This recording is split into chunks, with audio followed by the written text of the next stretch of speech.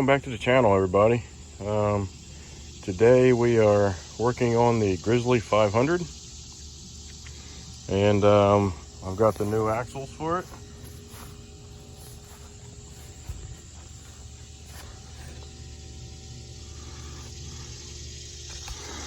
And these axles came from Eastlake. I bought stuff from them before. Seems to be a good product. Just as good, if not better, than the OEM. So I have ordered multiple times from them. I always get what I need, and I've never had to worry about, calling to get anything, taken care of, situated, or whatever, so far. But that kind of stuff does happen, so. But I'm sure it'll probably be a good experience if I ever have to. So far, I have taken the old one out. I've got the new seal driven in back here. That was the old seal. I used that piece of pipe to drive it in with a small hammer, and just took my time doing it. And I just run my finger around that perimeter, making sure it feels the same all the way around. Because you don't want to put that seal in crooked. You want to make sure it's nice and square all the way around. That way you don't prematurely wear your seal out and end up with a leak. So, pull this paper towel out.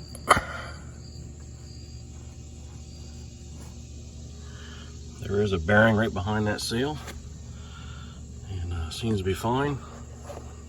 Once we get these axles in, we'll double check the oil in it and get it topped off if needed.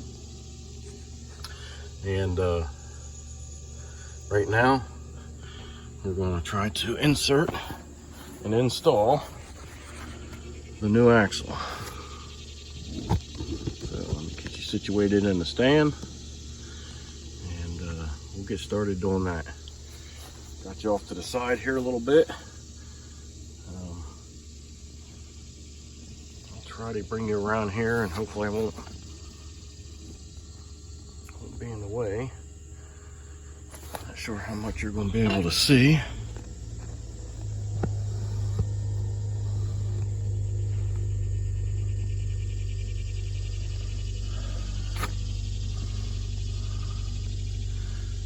How's that? That's a little better, I think. I think my foot's got to be right where the stand is, but I'll see if I can work around it. All right. So on this ATV, I'm pretty sure both these axles are the same. One's not longer than the other or anything like that. So it doesn't matter which one you grab to install.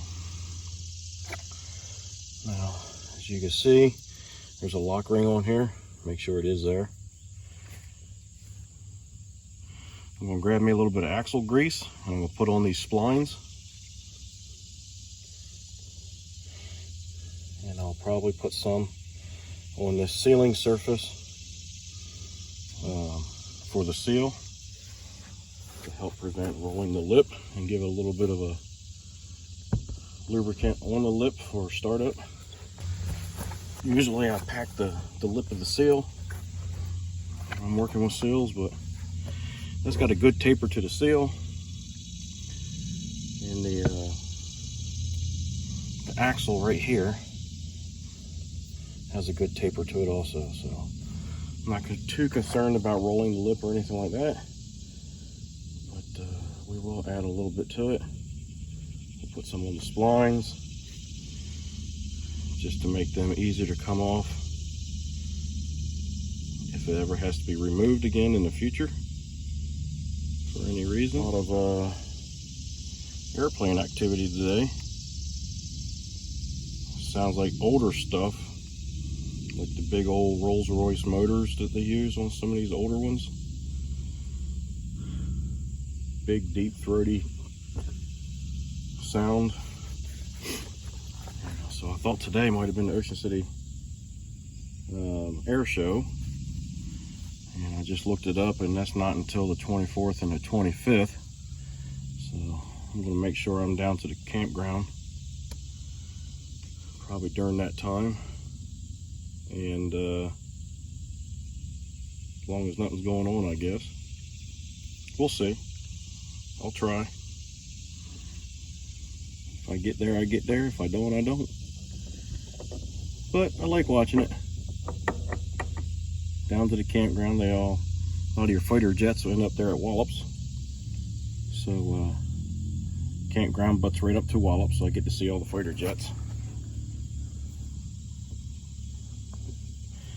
All right, so now with this shaft, we need to give it a good smack to overcome that that clip on the end there. So I'll grab me a heavy hammer and a piece of wood.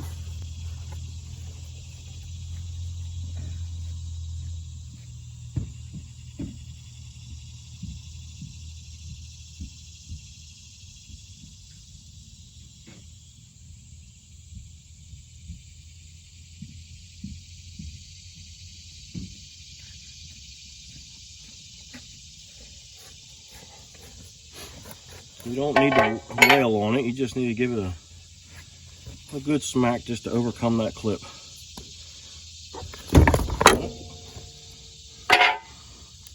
Well, let's try that again. Sometimes I wish I was an octopus.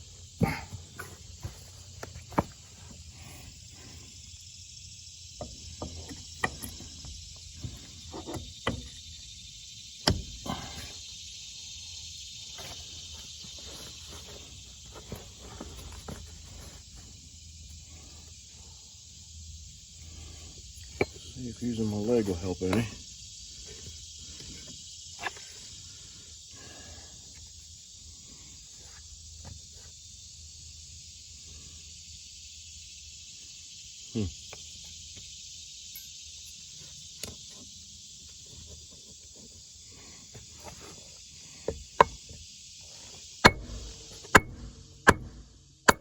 There we go.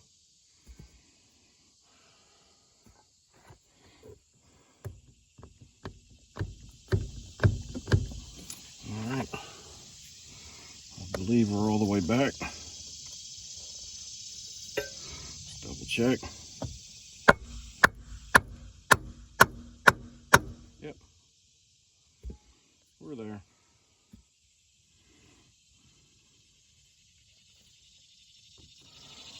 So with that nice taper on the end of that axle shaft, and the nice flare that was on that seal, everything should have went together just fine. A lot of seals don't have that kind of flare to them that much. So sometimes you have to be very careful. One trick that I like to do is, like I said, add a little bit of grease to the seal lip and the whatever item I'm trying to push into the seal, and if at all possible, I like to rotate it back and forth, or just to help it work it through that seal lip. So sometimes you can't do that, like in this case here, I had splines, and that kind of like locks me into place. So adding that grease to it and having that nice taper on the end of the axle shaft helps out a lot. All right, so we should be good to go there. And now, I'll zoom you guys back a bit, because now I'm going to start putting the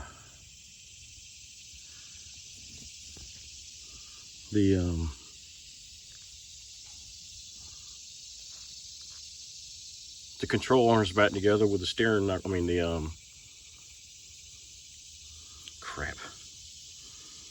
the axle, basically, or the hub assembly. Get that put back together. This is like a steering knuckle, but it doesn't steer. And then we got the rotor assembly, the hub.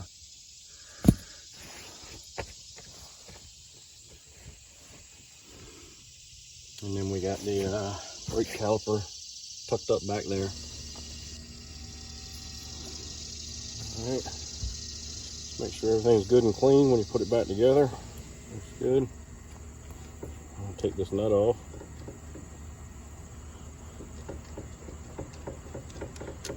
That's the nut on the end of the axle that holds all this together. We will be using the new one.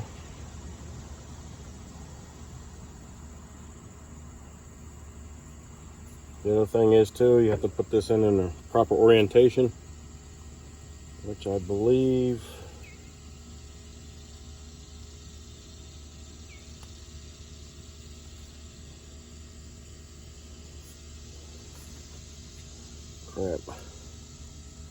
yeah, just like this. All right, it should go on that way. This opening here should face the front. That's going to be for your caliper.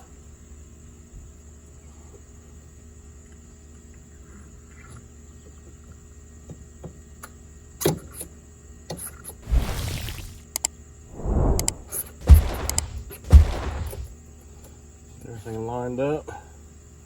Slide your bolts in.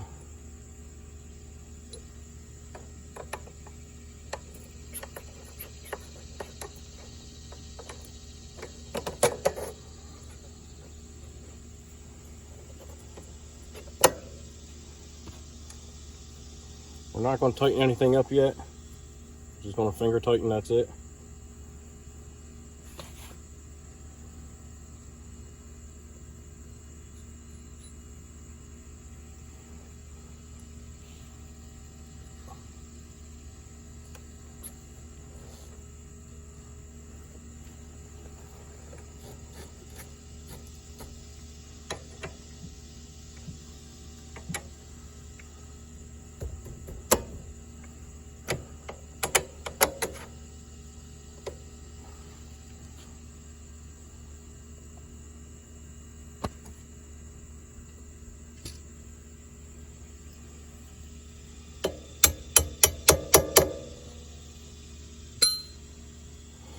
So now we got everything tied in again. Upper control arm, lower control arm, all tied into this assembly here.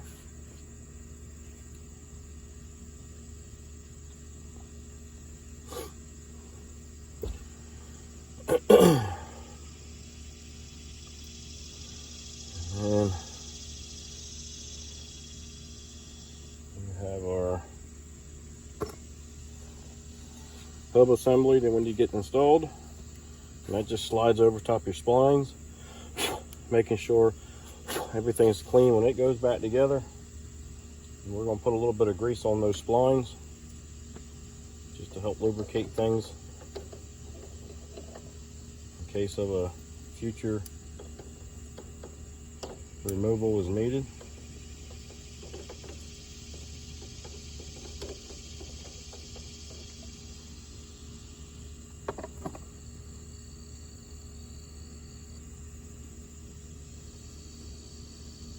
You could probably use Never Seas on this. Shouldn't be a problem. Just sparingly with any of it. You don't need to gob it on there.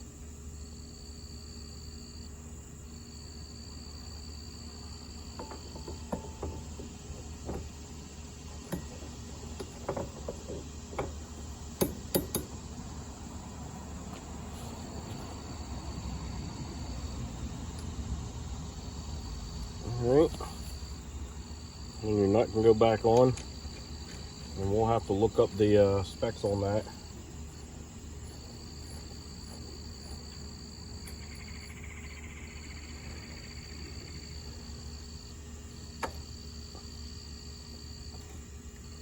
As you can see, everything seems to want to move fine. The other tire over there is moving. Alright, so now that we got everything kind of loosely together, we should be able to start tightening things up.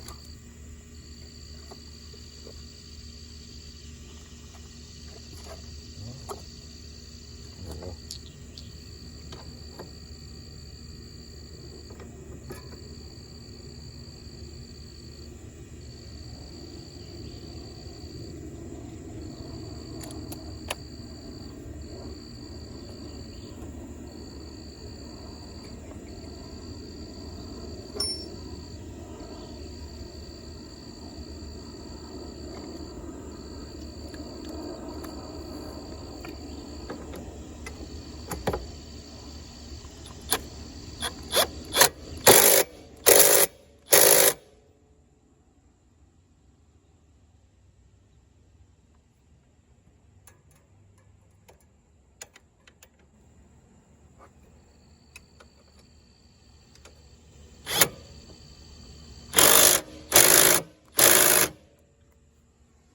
Alright, that should be good.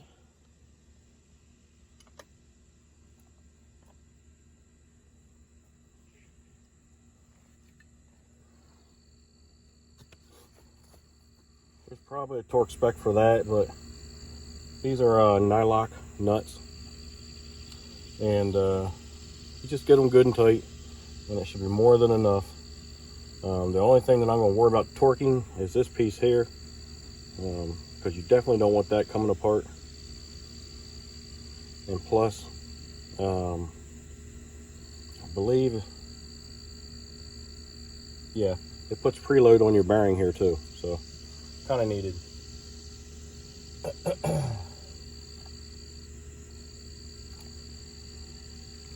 All right, so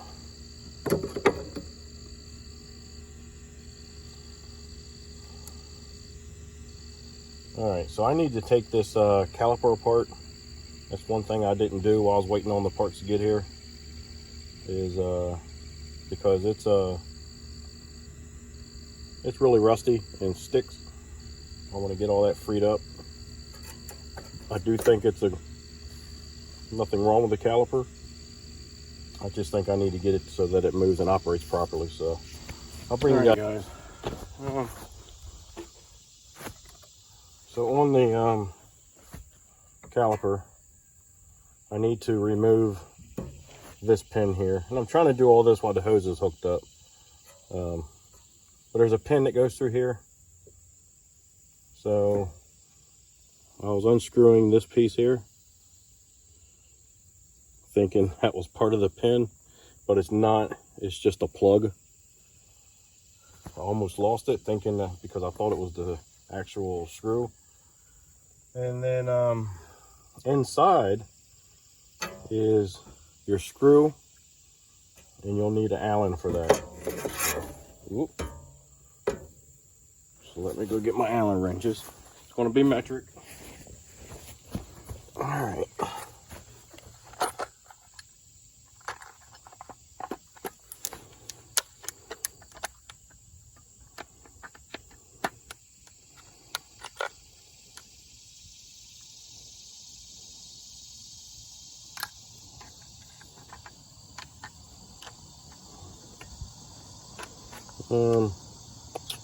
Let's see here. Maybe a 5. Yep. It's a number 5 Allen wrench.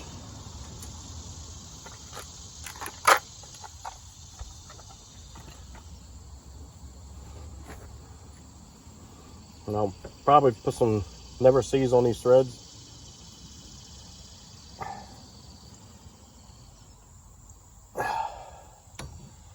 Because face it, the environment that most of these four-wheelers are in are harsh environments.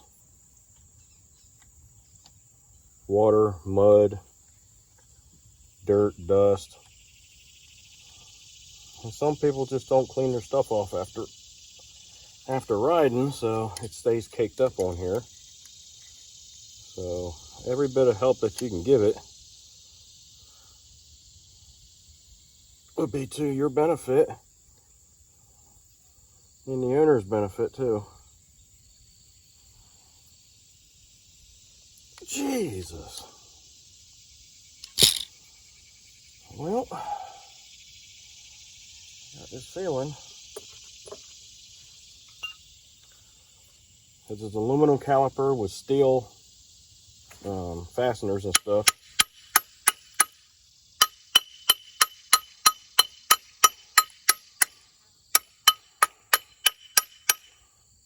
So just mixing metals, period, is never really a good thing. Especially when they're in this kind of environments. Aluminum corrodes, steel corrodes.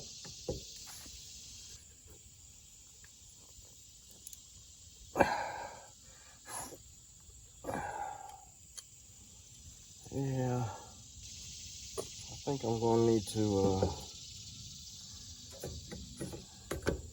remove the brake line so I can clamp this in my vise.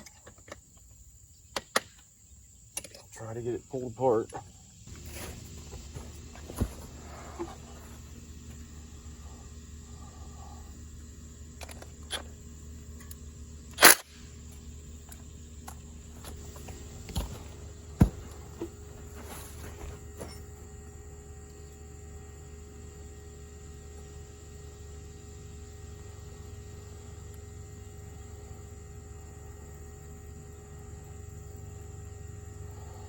So basically all you need to do to help stop all your brake fluid from pouring out on these banjo fittings is just take a piece of hose that will fit in there and twist it in there, and it'll plug off that line and stop the leak.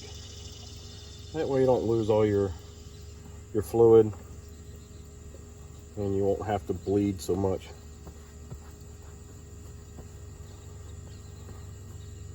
Alright, so we got the caliper off.